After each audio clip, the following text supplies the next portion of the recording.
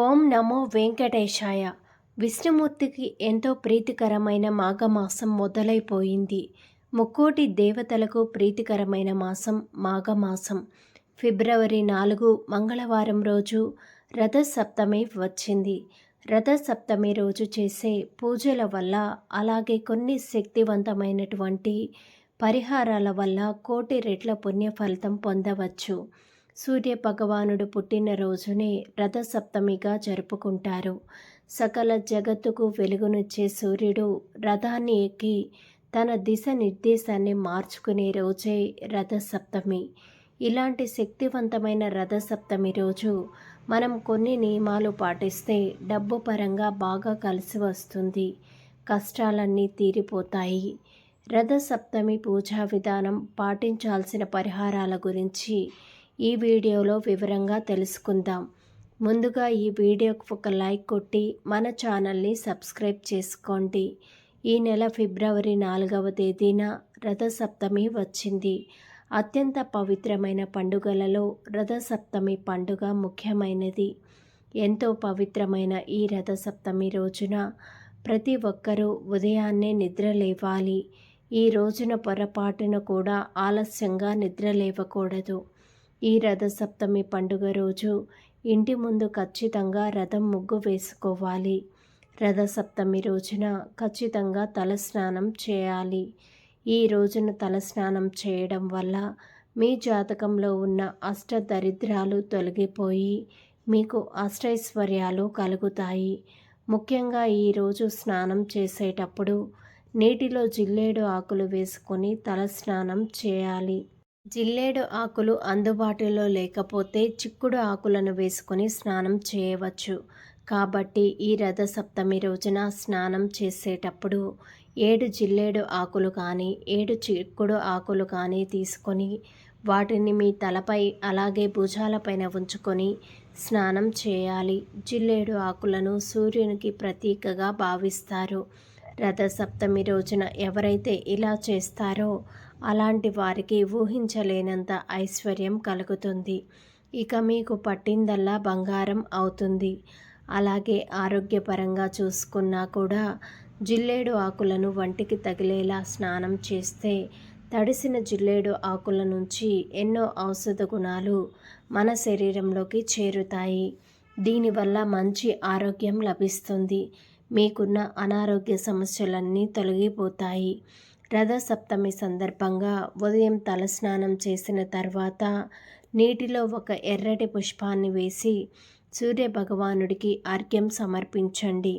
ఓం సూర్యాయ నమః అనే మంత్రాన్ని చదువుతూ సూర్యునికి అర్ఘ్యం సమర్పిస్తే ఇక మీ జన్మ ధన్యమైనట్లే.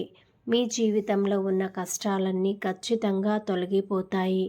సూర్య భగవానుడి ఆశీర్వాదంతో మీకు మంచి రోజులు ప్రారంభమవుతాయి. రథసప్తమి రోజున చేసే పూజల వల్ల రెట్టింపు పుణ్య ఫలాన్ని పొందవచ్చు. కాబట్టి ఈ రథసప్తమి రోజున పూజ గదిలో ఒక ఆవు నెయ్యి దీపాన్ని వెలిగించండి. రథసప్తమి రోజు ఆవు నెయ్యితో దీపారాధన చేస్తే మీ ఇంటికి అష్టైశ్వర్యాలు సిద్ధిస్తాయని చెప్పి వేద పండితులు చెబుతున్నారు. ముఖ్యంగా ఈ రథసప్తమి రోజు ఇంట్లో ఖచ్చితంగా పాలు పొంగించాలి. ఇంట్లో పాలు పొంగించి పాయసాన్ని తయారు చేసి దేవునికి నైవేద్యంగా సమర్పించాలి. కాబట్టి ఈ రథసప్తమి పండుగ రోజు స్టవ్ని శుభ్రం చేసుకొని పసుపు రాసి కుంకుమ బొట్లు పెట్టి పాలు పొంగించండి. అలాగే పాలల్లో కొత్త బియ్యం, బెల్లం, కొంచెం నెయ్యి, అలాగే యాలకులు వేసి పరమాన్నాన్ని తయారు చేయండి. ఈ పరమాన్నాన్ని దేవునికి నైవేద్యంగా పెట్టేటప్పుడు చిక్కుడు ఆకుపైన పరమాన్నాన్ని వేసి దేవుడికి నైవేద్యంగా సమర్పించి మీ మనస్సులో ఏది కోరుకున్నా సరే అది ఖచ్చితంగా నెరవేరుతుందని నమ్ముతారు. అలాగే ఆయుర్వేద గ్రంథాల ప్రకారం చిక్కుడు ఆకుల మీద వేడి పరమాన్నాన్ని నివేదిస్తే ఆ ఆకులో ఔషధ గుణాలు పరమాన్నంలోకి చేరుతాయట. ఈ నైవేద్యాన్ని మన కుటుంబం అంతా కూడా స్వీకరించడం వల్ల ఎలాంటి అనారోగ్య సమస్యలు రాకుండా జీవితాంతం ఆరోగ్యంగా ఉండవచ్చు. చిక్కుడు ఆకులు అందుబాటులో లేని వారు తమలపాకు మీద నైవేద్యాన్ని సమర్పించవచ్చు. రథసప్తమి రోజున ఇంట్లో పూజ చేసేటప్పుడు ఎరుపు రంగు పువ్వులతో దేవుడిని పూజించండి.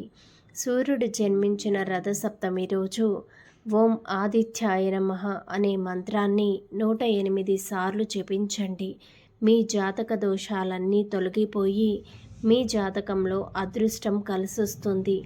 మీ ఇంట్లో తులసి మొక్క ఉంటే తులసి మొక్క ముందు ఒక రథం ముగ్గును వేసి తులసి కోటలో ఒక దీపాన్ని వెలిగిస్తే ముక్కోటి దేవతల ఆశీర్వాదంతో డబ్బు పరంగా మీ ఇంటికి బాగా కలిసొస్తుంది. జన్మ జన్మల అదృష్టం మీ ఇంటికి వరిస్తుంది. లక్ష్మీ కటాక్షం మీ ఇంటిపై ఎల్లవేళలా ఉంటుంది. రథసప్తమి రోజున పొరపాటున కూడా కొన్ని పనులను అస్సలు చేయకూడదు. రథసప్తమి రోజు ఉప్పు అస్సలు తినకూడదు. ఈ సప్తమి రోజున ఉప్పును తినడం వల్ల జాతక దోషాలు ఏర్పడతాయని నమ్ముతారు. అలాగే ఈ రోజున ఎవరిపైనా కోపం చూపించకూడదు. వివాదాలకు దూరంగా ఉండాలి. మద్యం మాంసాహారానికి దూరంగా ఉండాలి. రథసప్తమి రోజున భార్యాభర్తలు గొడవ పడకూడదు. ఇది పేదరికానికి దారి తీస్తుంది. అలాగే మధ్యాహ్న సమయంలో అసలు నిద్రించకూడదు. ఈ రథసప్తమి రోజున సాయంత్రం సమయంలో ఏదైనా శివాలయానికి వెళ్ళి శివుణ్ణి దర్శించుకుంటే చాలా మంచిది. అన్నింటికన్నా ముఖ్యంగా ఈ రథసప్తమి రోజు మీ ఇంట్లో సూర్య యంత్రాన్ని పెట్టుకుంటే చాలా మంచిది. ఇంట్లో ఎలాంటి కష్టాలు కూడా లేకుండా ఉంటాయి. ఈ రథసప్తమి రోజున ముఖ్యంగా ఆదిత్య హృదయాన్ని చదివితే చాలా మంచిది. ఎవరైతే ఆదిత్య హృదయం పఠిస్తారో అలాంటి కుటుంబానికి తరతరాలకి తరగని ఐశ్వర్యం లభిస్తుంది. ఈ రోజున చిమ్మిలి దానం చేస్తే మీ కుటుంబానికి సకల శుభాలు చేకూరుతాయి.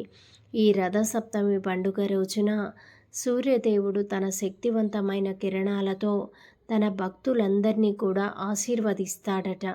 మన జాతకంలో సూర్యుని ఆశీర్వాదం ఉంటే జీవితంలో గొప్ప స్థాయికి ఎదుగుతాము. మన జాతకంలో సూర్యుడు బలహీనంగా ఉంటే అనేక ఆర్థిక కష్టాలు ఏర్పడతాయి.